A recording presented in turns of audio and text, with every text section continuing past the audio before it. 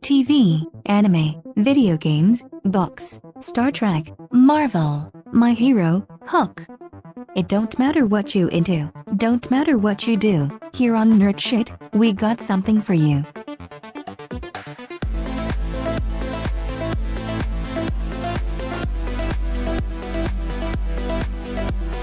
Alright, so looking at ranker.com where they find theories usually on Reddit, right? Yeah. This one says Luna saved Ginny's life, but nobody knew. Okay, 1 second. Sorry. Yeah. Gotta get my narrator voice on. Ginny at 11 years old was manipulated and possessed by Voldemort, and he forced her to hurt other people and then almost kill herself. How do you, on your own, become the strong, kind witch she became by yourself after that? How do you move on? I think Ginny had a really bad summer with no one to talk to and no professional help, and at 11 to 12 years old was suffering in silence and having terrible nightmares. Her parents want her to help move on, but she still hasn't processed what really happened. Now cut to her second year, and she's having a hard time making friends with rumors about her involvement in last year's trouble spreading about, probably by Malfoy. And she's crying in an empty stairwell. And a second-year Ravenclaw with radish earrings appear. It's Luna, and she talks to her so plainly and straightforward, and listens to Ginny. And Luna gives her strange but kind, encouraging words. Luna becomes someone who Ginny trusts and helps her cope with a terrible thing. And Ginny then defends her anytime anyone calls her loony because she knows Luna is better witch than any of them, but is too kind to defend herself. Not that she can't. And that is how a lost Gryffindor and a loony Ravenclaw became best friends. Yeah, no, that makes 100% because they never talk about because Jenny defends Luna, and while Jenny is a kind person in the book, there would be zero reason for her to stick up for Luna as hard as she does without having a personal connection to the girl. Because she obviously people in that universe get made fun of a lot because it happens all the time, rumors and whatnot.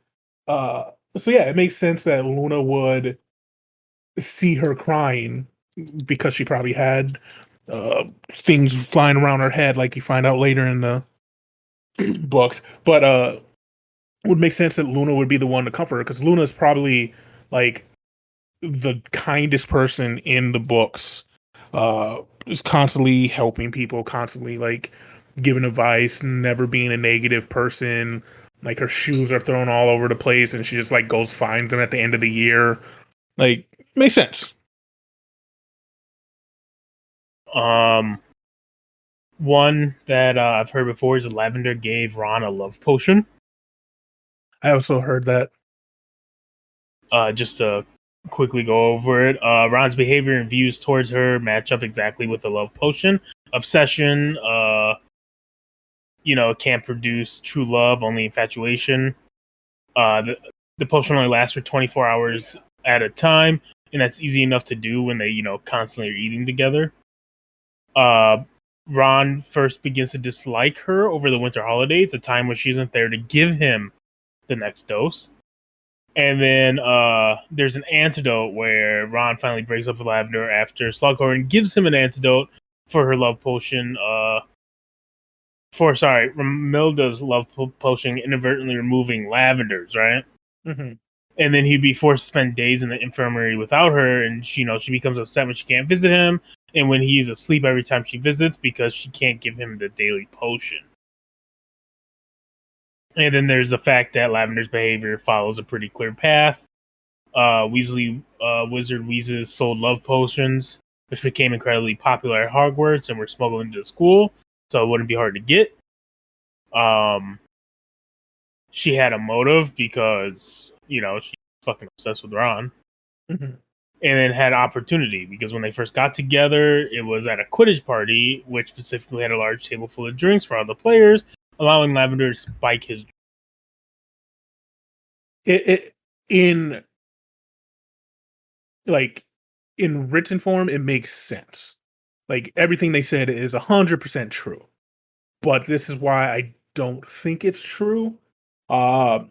Ron being the middle child, or not even the youngest son, he doesn't get anything.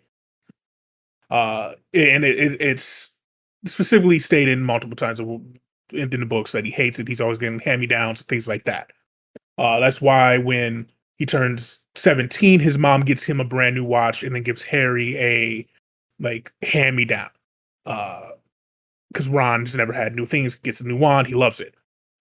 So I think when a girl shows interest in just him, so remember he liked Hermione from the Goblet of Fire, and probably a little before that, but she chose another person over him. And it's his fault. If he would ask her out, she would have chose him, but he didn't.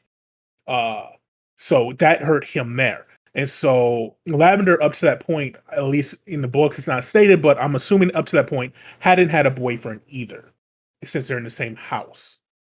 And her choosing Ron and kissing Ron, I think, put him into the mindset of like, this is love type thing. So he was infatuated with being with her, like making out with her, always being next to her. And then I think as time went on, he realized that this wasn't as great as he thought it was.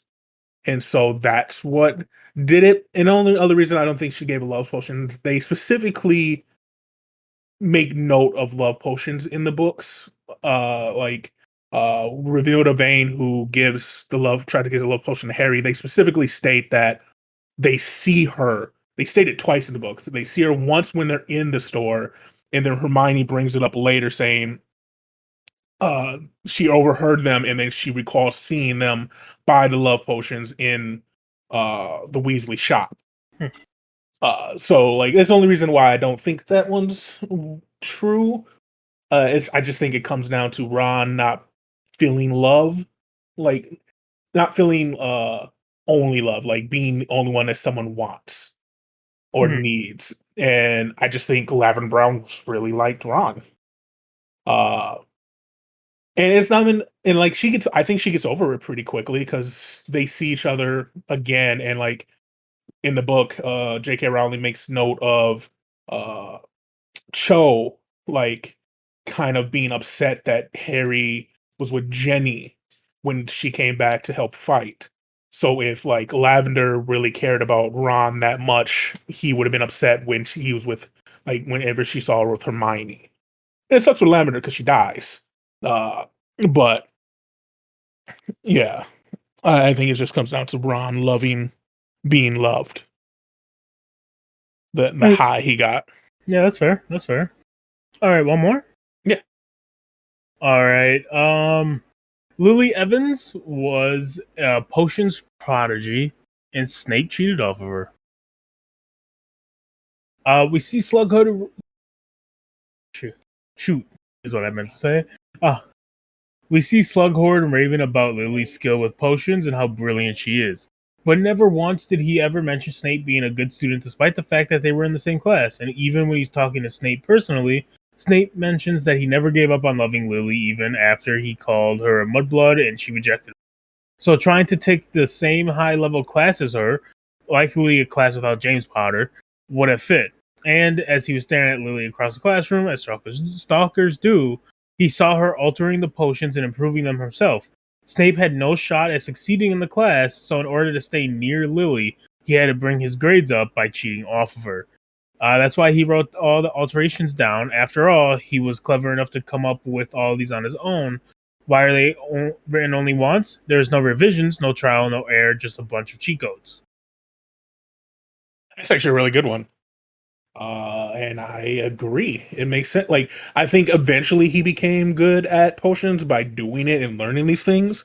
Like, potion's not hard. Potion is a book smart thing, unless you're in advanced settings and then you make the alterations.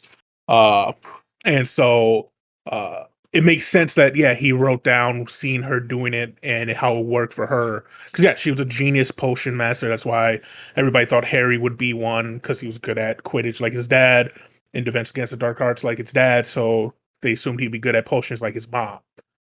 So yeah, it makes sense that Snape would do that and then eventually just fell in love with potion. Like, that was his link to Lily, was potions. So he just got better and better and better and became a potions master. But yeah, like I when you first started, I was thinking no, because like he writes down, like I was going to bring up the book, like he writes down in the book, and but it makes sense that if he copied from her, he would write down just what she did, and he wouldn't need to revise it because he sees it work, so there would be no revision. Uh, and then the counter argument to that as well, there's no revision in the spells, so where did he learn uh the spells that he does to like his defense against the arc spells, which he could have also copied from someone else. Uh, so yeah, no, that's an interesting theory, and I kind of like that one, uh, especially in the Harry Potter universe or in the Wizard universe. A lot so more than humans or Muggles uh, is dictated by love or fear or ambition. Mhm. Like even when you're sorting in a house, you're sorting a house by emotion. Like Slytherins are ambitious, Gryffindors are brave, uh, Hufflepuffs are smart, like or Ravenclaws are smart, or whatever one is. I don't remember what those two are because I don't care about I think it's Ravenclaw smart. it. Hufflepuff's supposed to be like fun. Yeah, uh, and so like everything about wizard, like even using the deadly spells, like uh those are dictated by emotion. Like she tells Harry when he wants to use curiosity, I can't say that word. When he uses a spell, that he has to actually mean it and feel it. Uh, and so like that would make sense to get better and master something. You have to love it or have a reason to do it.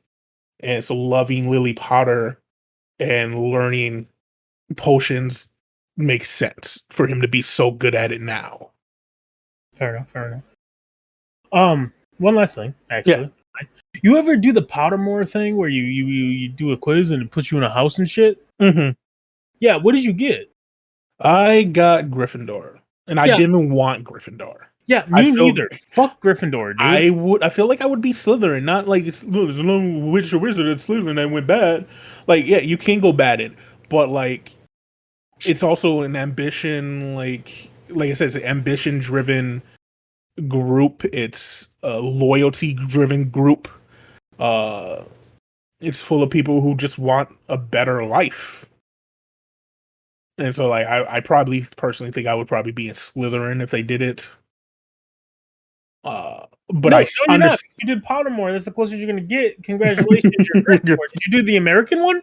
Yes, but I don't Did, remember what house I got into. yeah. It was I'm pretty sure it was the Gryffindor of it because, like, they ask questions about like not sacrifice, but like caring for others. And of course, I'm like just who I am. I'm like it comes across as like, oh, you're brave and you give into and blah blah blah, and like so I ended up in Gryffindor, but that's not who I. No, dude, I'm pissed as about that actually. So like, I want to be Hufflepuff because yellow and black is just dope, right? Like Mhm. that's my main reason.